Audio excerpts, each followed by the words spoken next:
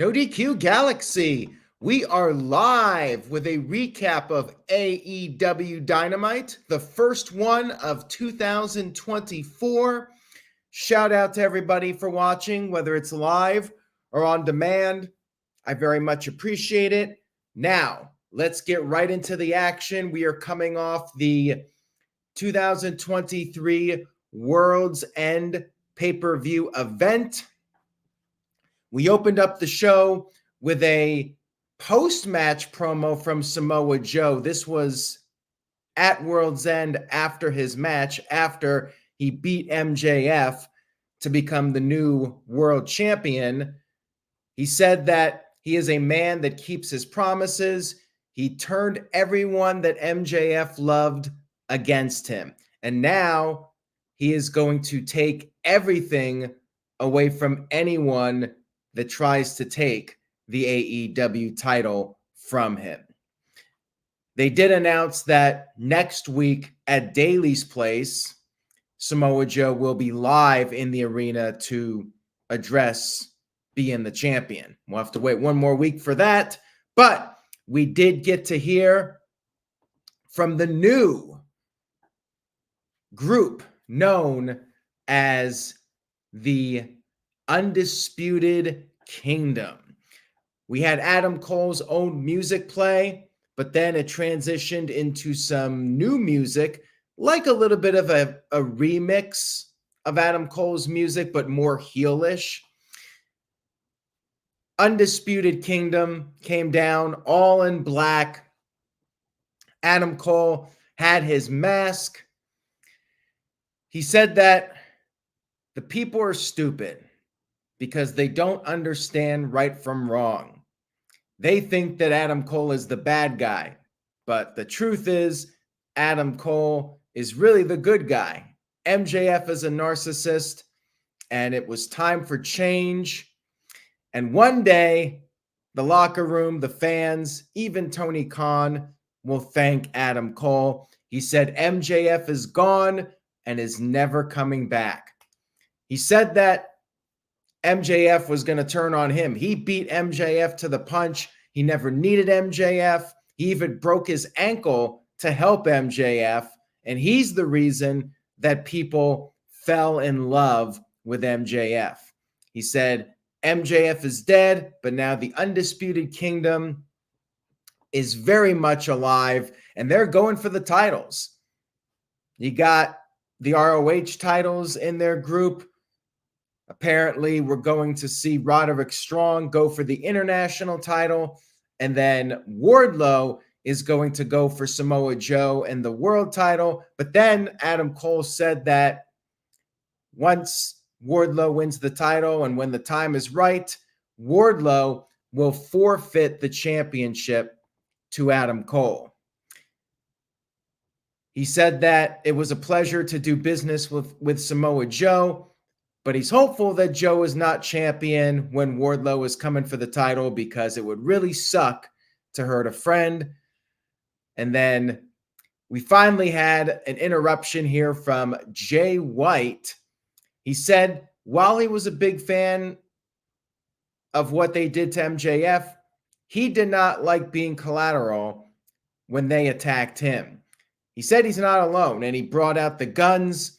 We had a fight break out, and then the numbers game caught up with them. Acclaimed then came down to make the save, but the Bullet Club Gold turned down the scissoring. They did not do it, so we'll see if that changes at some point. But basically a face turn for Bullet Club Gold, which is something that I did discuss on a recent stream.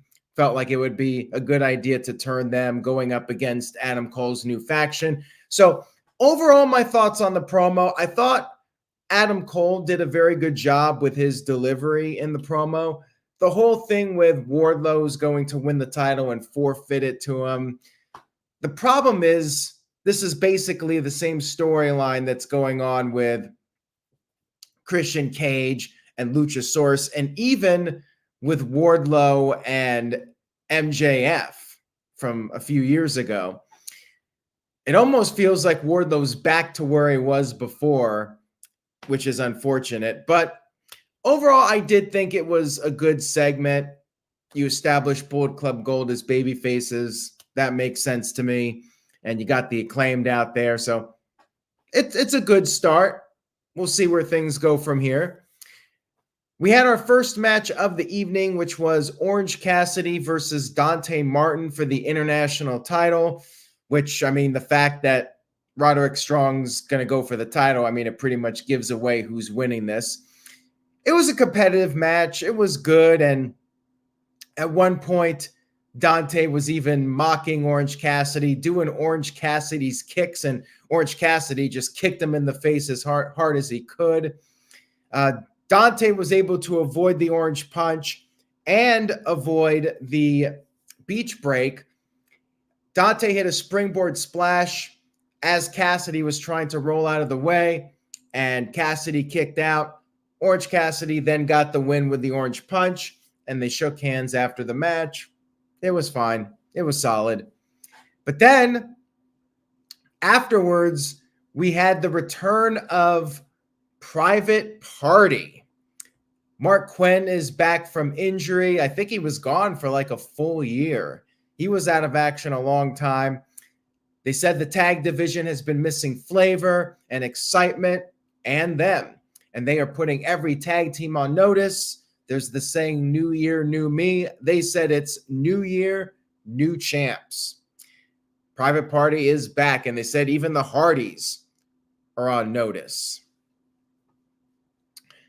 We had a backstage promo with Toni Storm. She was not happy with being in New Jersey, and she decided she was not going to stay for Mariah May's debut match. And that led to the match between Mariah May and Queen Aminata, I think is her name. Now, Mariah was slapping her a little bit, being disrespectful, and then the Queen got in some offense. She slapped Mariah back a couple of times, but it was basically a showcase match for Mariah May, her first match on Dynamite. She picked up the victory with what she calls the May Day finisher. And after the match was over, Renee Paquette came into the ring and interviewed Mariah. But then the interview was interrupted by the AEW debut of Deonna Purrazzo, who is a former TNA Wrestling Knockouts champion, and she was also in NXT, I think, before the pandemic. But she's made a name for herself in Impact/TNA, and this was her hometown, so she got a very good reaction, and she said she's all elite, and she had a message for Mariah. She said that she is coming for Toni Storm, and Mariah responded by saying, "Tell her yourself, bitch," and took a cheap shot at Deonna. Deonna fought back, cleared the ring, and we got a little bit of spice now in the women's division. Not at 9:15, 9:30. They're doing some different things here, bringing in some new people, and we'll see if the women's division can step it up in the new year. We had Tony Schiavone in the ring interviewing Christian Cage. We had Shayna Wayne telling the fans to pay respect to the greatest TNT champion of all time, Christian Cage. Christian Cage then had several people to thank for his win at World's End. He thanked Mother Wayne. He thanked his boy, Nick Wayne. And there was one more person he had to thank. This person was the one who put the final nail in the coffin of Adam Copeland himself, Christian Cage. As Luchasaurus was standing right behind him, Killswitch was standing right behind him, thinking he was going to get acknowledged. He did not get acknowledged. Christian said he beat Copeland twice. It's back of the line for Copeland, and he will remain TNT champion until he hands it off to his prodigy, Nick Wayne. It was a good interview. I mean, pretty basic stuff here and no real storyline development, but just Christian going out there and kind of teasing that there may eventually be a split between Christian and Killswitch. So yeah, it was good. We also had a backstage segment with, get a sip of water there. We had a backstage segment with Saraya, Ruby Soho, and Harley Cameron, who I guess is now part of the Outcasts, taking the spot of Toni Storm. I guess that'll give her an opportunity. Although the Outcasts were like this group of former WWE stars, so this kind of changes the dynamic of the group. But I mean, whatever at this point. Gives Harley something to do. So there you go. Now that QTV is a thing of the past, with QT being gone. Next up, we had Takeshita versus Darby Allin, which I would say was the best match on the show easily. Darby just took a lot of punishment, as he typically does. And this was one of the best showings for Takeshita as far as making him look like an absolute monster. He just threw Darby all over the place. He was on the outside, and Darby went for a dive, and Takeshita caught him with a knee, and that was crazy. And then he gave Darby a rolling German suplex on the ramp. Darby did stay in the fight. It was back and forth. Darby avoided the knee strike, and then Takeshita went into the barricade. Darby came off the top with a coffin drop to the outside. Takeshita barely beat the 10 count. Darby immediately hit a code red. Takeshita kicked out. Darby went for a coffin drop. Takeshita got his knees up. Darby kept trying to fight, but then they were both on the top, and Takeshita gave Darby this crazy German suplex off the top. Darby was defiant. He wanted more, and he got hit with a knee strike, and Takeshita picked up the victory. Justified This Is Awesome chants. Definitely one of the highlights of the show. I mean, arguably the highlight.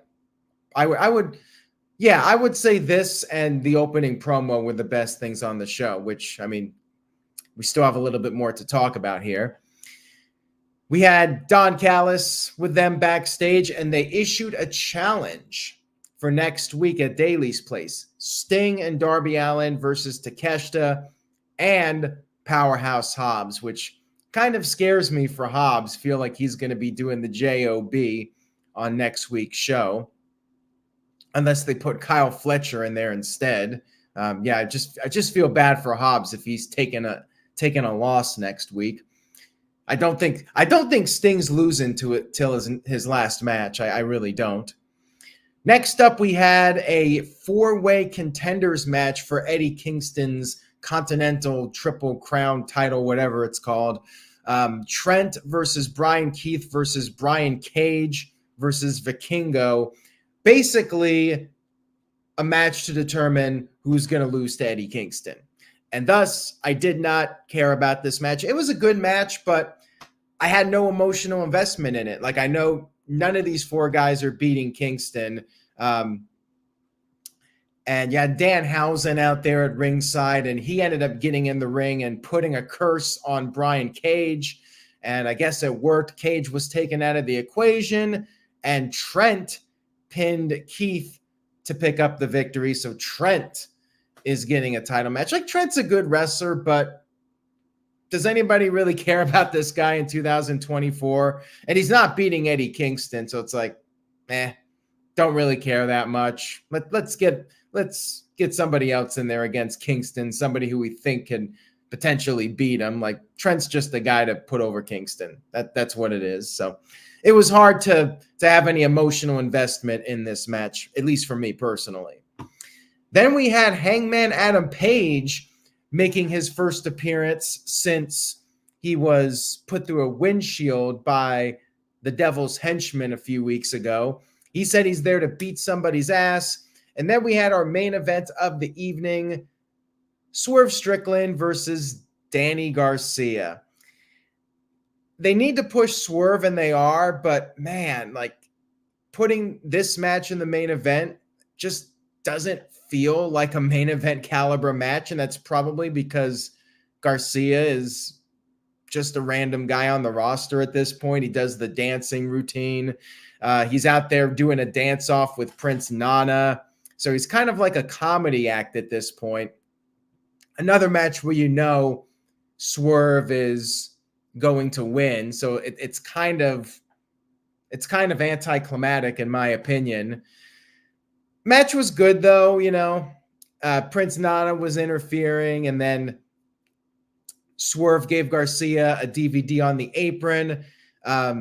Then Swerve started having words with Daddy Magic, who was out there on commentary. Garcia took advantage of the situation, but then they had a pretty significant botch in this match where Garcia tried to apply the sharpshooter on Swerve on the announce table, and well, they slipped and they both fell off the table in a pretty embarrassing moment. They got back in the ring. The crowd even chanted "You effed up" at it. So they got back in the ring, and Swerve hit the house call kick out from Garcia. Then Swerve hit the Swerve stomp. Garcia kicked out. So you're having Garcia kick out of the Swerve stomp, your big finishing move. That's why finishers aren't taken seriously anymore. And then he hit another house call kick and then finished off Garcia to pick up the victory. After the match was over, Prince Nana gave Garcia a low blow. Daddy Magic was having none of this. He got in the ring, and he was overwhelmed. He got hit with a low blow. Then Hangman Adam Page came down to have a face-off with Swerve. Fight broke out, and it was the pull-apart brawl, which I think they're overdone to death. But it's one of those segments. I always say this whenever one happens. It's a easy crowd pop. It's like one of the easiest things to do to get a guaranteed crowd pop from the fans in attendance. They always cheer for it. They always chant, "Let them fight, let them fight." I mean, it's you know, like trained monkeys. You know, you ring the bell and they'll bark. That's the way it is with these pull apart brawls. I don't know. I'm just not a fan of them because they've been overdone so many times over the years. They're like the contract signings. I love these segments. But yeah, pull apart brawl. And of course, one guy breaks out of the pack and then the other one breaks out of the pack. Like, you know, it's meh. I don't know. I wasn't too into that, but you know what? We had one really strong match on the show, Takeshita and Darby Allin. I did enjoy the Adam Cole segment. D. Martin 5th sent in a $5 super chat. Thank you for that. I appreciate it. It says, "Good Dynamite. Going to be staying up to watch and cover New Japan's Wrestle Kingdom. Main event will be Bryan Danielson versus, can't even pronounce his name, Okada. Well, enjoy it. I mean, I'm not staying up for it by any means. It's been a long day for me, but enjoy Wrestle Kingdom for anybody that's staying up late to watch that. I'm sure they're going to have a hell of a match. You know, it's going to be a classic, but not enough interest for me to want to stay up for it. But hey, it is happening. For those of you that forgot, you better stay up late and check out Wrestle Kingdom. Bryan Danielson versus Okada. They're going to be going at it. If I had to make a prediction, Okada gets his win over Bryan in Japan. So all in all, Dynamite was all right. Like, I'll give it a B-. Not a great show in my opinion, but I did think it was a solid start to the new year. Mildly interested in next week. We got some time now. The thing is, we are a couple months away until the next pay-per-view. They're not doing a January pay-per-view or a February one. So they got some time now. It looks like they're going to slow things down a little bit. And it was a decent show. I would definitely check out Takeshita and Darby Allin and the promo with Adam Cole. And yes, Jeff Meacham Network is covering it because they'll cover anything. If there's wrestling involved, the Jeff Meacham Network has you covered. So check them out. Jeff Meacham Network. Search for it on YouTube. You'll find it. Thank you all for tuning in tonight. I hope you enjoyed the video. We got a big SmackDown coming up.